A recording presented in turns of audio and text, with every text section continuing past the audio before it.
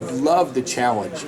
I love the rebuild. I've loved the what hasn't the program done in so long, and what do you need from me? We can get that done.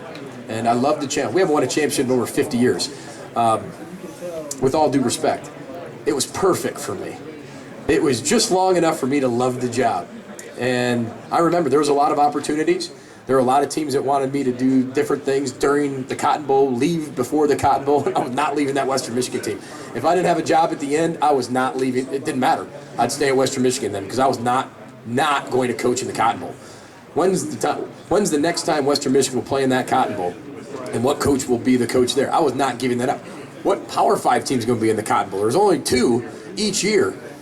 I want to be able to coach in it. That is, the moment memory to do that will last us a lifetime with that group. And there was no way I was leaving that group. So it just happened to come up that Minnesota came up later after it, where there was other jobs that were full, and Minnesota wasn't. It happened to be on the list. We listened to it, and it turned out to be a perfect fit. And I appreciate everything Western Michigan did for me, and Kathy Beauregard, and Dr. John Dunn, and Bill Johnston, and everybody there. I mean, they've changed my life forever. And Minnesota has so much, like you said, it has so much to offer. It has so much to offer. I mean, we are one of the most traditional powerhouses in college football. You're all looking at me like, what? 7 national championships, 18 Big Ten championships. That puts us in the top 5 in the country. Now, it hasn't happened since the 30s, 40s, 50s, and 60s, but we want to be the bridge.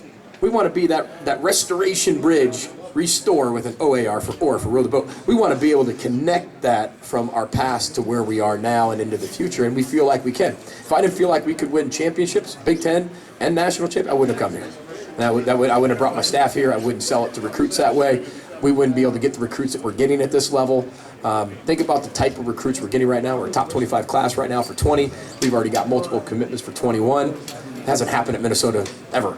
And so we're working on it. PJ, what have you learned in your first 2 years at the helm at Minnesota? That anybody can beat anybody in the Big Ten on any Saturday. There are no easy games. It is a dogfight. With 9 conference games, it's energetically exhausting at the end of the year. I mean, come the end of that bowl game, and then you get right into recruiting, and now the way with the early signing period, I tell you what, I don't even know what I look like come February. But it's a sprint through February, and it's so competitive. Everybody has facilities.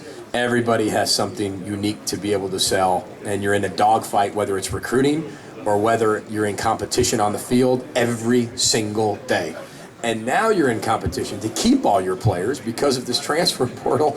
You got to make sure people at Minnesota love Minnesota.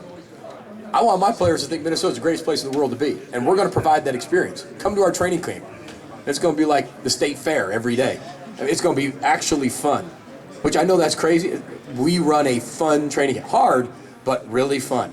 Come over. There's an internship for 4 weeks. You'll do things you've never done in your life.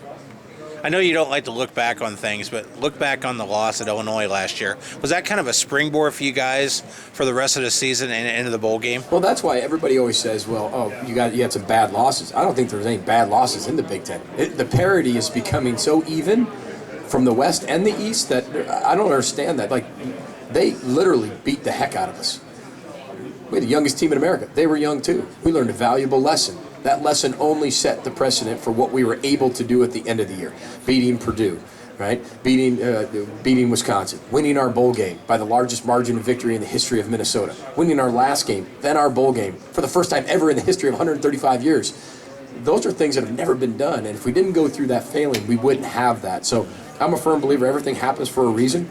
And our team went through that. It was very difficult to go through. The change was hard after that, but you got to give them a lot of credit. They were really, really good on that day.